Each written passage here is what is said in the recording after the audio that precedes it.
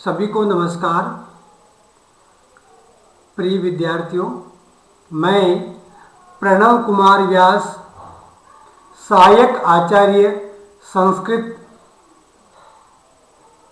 सेठ मुरलीधर मानसिका राजकीय स्नातकोत्तर कन्या महाविद्यालय में सहायक आचार्य संस्कृत के पद पर कार्यरत हूँ। इस कक्षा में हम कारक के बारे में सामान्य अध्ययन करेंगे। कारक की परिभाषा है करोति इति कारकम अथवा क्रिया जनकत्वम कारकम, अर्थात क्रिया को करने वाला या जिसका क्रिया के साथ संबंध हो वे कारक कहलाते हैं। कारक तथा विभक्ति एक दूसरे पर आश्रित रहते हैं। संस्कृत वाङ्मय में कारकों की संख्या 6 मानी गई है। यहाँ पर ध्यान देने योग्य है कि संबंध को कारक नहीं माना जाता है, क्योंकि इसका क्रिया से प्रत्यक्ष संबंध नहीं है। कहा भी गया है षष्ठ्यः कारकत्वम नास्ति। जैसे उदाहरण के रूप में रामः सुरेशस्य पुस्तकम पठति, यहाँ पर पढ़ने की क्रिया का राम से संबंध है परंतु सुरेश से नहीं है। अतः सुरेश को यहाँ संबंध कारक के रूप में मानने से, इसका क्रिया से साक्षात संबंध नहीं होने से इसको कारक नहीं माना जाता है। कहा भी गया है कर्ता कर्म च करणम च संप्रदानम तथैव च अपादानाधिकरणम चेत्याहु कारकाणि षट्, अर्थात कर्ता, कर्म, करण, संप्रदान, अपादान एवं अधिकरण, ये 6 कारक माने गए हैं। अब हम विभक्ति के बारे में क्रमशः पढ़ेंगे। सबसे पहले कर्ता कारक होता है और कर्ता कारक में प्रथमा विभक्ति होती है। कहा भी गया है स्वतंत्र है कर्ता, अर्थात कर्ता सभी कारकों में सबसे प्रमुख होता है और कर्तृवाच्य में कर्ता में प्रथमा विभक्ति आती है।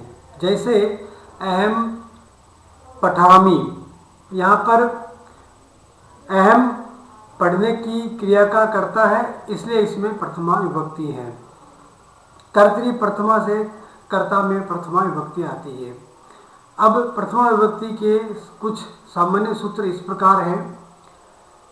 प्रातिपदिकार्थ लिंग परिमाण वचन मात्रे प्रथमा, अर्थात प्रातिपदिक में, लिंग मात्र में, परिमाण मात्र में, वचन मात्र में प्रथमा विभक्ति आती है।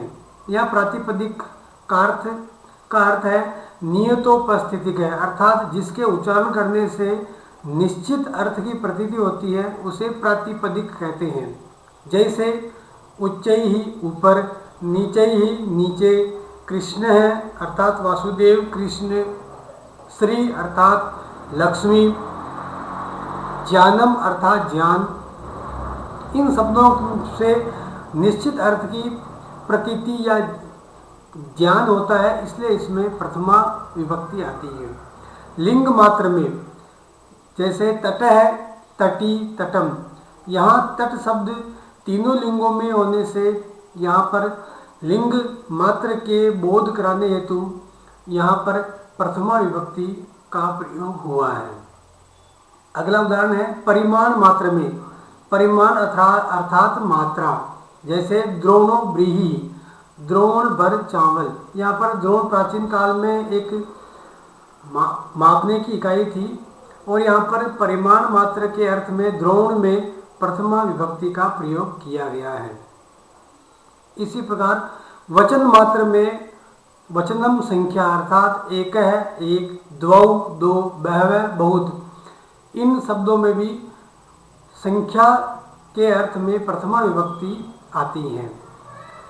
इसके अतिरिक्त प्रथमा विभक्ति के कुछ सामान्य नियम और है कि कर्मवाच्य के कर्म में प्रथमा विभक्ति आती है। जैसे रामेण पुस्तकम पठ्यते, रामेण ग्रामः गम्यते। यहाँ पर कर्मवाच्य के कर्म अर्थात पुस्तकम में प्रथमा विभक्ति का प्रयोग किया गया है। इसी प्रकार संबोधन में संबोधने च अर्थात संबोधन में भी प्रथमा विभक्ति का प्रयोग होता है। जैसे हे लता, हे बालिका, यहाँ बालिका में प्रथमा विभक्ति का प्रयोग किया गया है। अब हम द्वितीय विभक्ति कर्म कारक के बारे में अध्ययन करते हैं। कर्म की परिभाषा इस प्रकार है, कर्तुः रीप्सित तमम कर्म, अर्थात कर्ता अपनी क्रिया के द्वारा जिसको सर्वाधिक चाहता है, जो सर्वाधिक इप्सिततम है, उसे कर्म कहते हैं। और उस कर्म कारक में कर्मणि द्वितीया से द्वितीय विभक्ति आती है। जैसे भक्तः हरिं भजति, अहम गुरुं नमामि, गोपालः यवेषु गां बध्नाति। यहाँ प्रथम वाक्य में गोपालः यवेषु गां बध्नाति, गोपाल ग्वाला जौ के खेत में गाय को बांधता है। यहाँ पर सर्वाधिक इप्सित बांधने की क्रिया के द्वारा गाय है, इसलिए गाय में द्वितीय विभक्ति का प्रयोग गाम हुआ है। दूसरे उदाहरण, भक्त हरिं भजति, भक्त हरि को भजता है। यहाँ पर भजने की क्रिया के द्वारा भक्त सर्वाधिक हरि को चाहता है, हरि इप्सिततम है, इसलिए इसमें कर्म कारक होगा और कर्मणि द्वितीया से हरि में द्वितीय विभक्ति का प्रयोग होता है। अहम गुरुं नमामि, मैं गुरु को प्रणाम करता हूँ। यहाँ पर नमामि क्रिया के द्वारा मैं गुरु को सर्वाधिक चाहता हूँ, इसलिए गुरु कर्म कारक होगा और कर्मणि द्वितीया से गुरु में द्वितीय विभक्ति का विधान किया जाता है।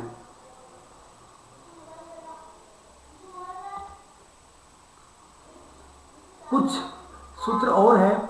अधि स्थिंग साम कर्म, अधि उपसर्ग पूर्वक सी अर्थात सोना, स्था अर्थात ठहरना, आस अर्थात विराजना, इन धातुओं के योग में द्वितीय विभक्ति होती है। अर्थात अधि उपसर्ग पूर्वक सिंह, स्था एवं आस धातुओं के आधार अर्थात अधिकरण को द्वितीय विभक्ति होती है। सामान्यतः अधिकरण में सप्तमी आती है, परंतु इस सूत्र से इन धातुओं के आधार में अधिकरण के स्थान पर कर्म कारक होगा और द्वितीय विभक्ति आती है। जैसे हरि वैकुंठम अधिसेते, यहाँ पर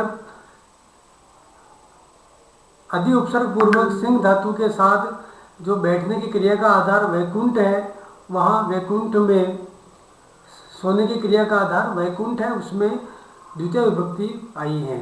इसी प्रकार सह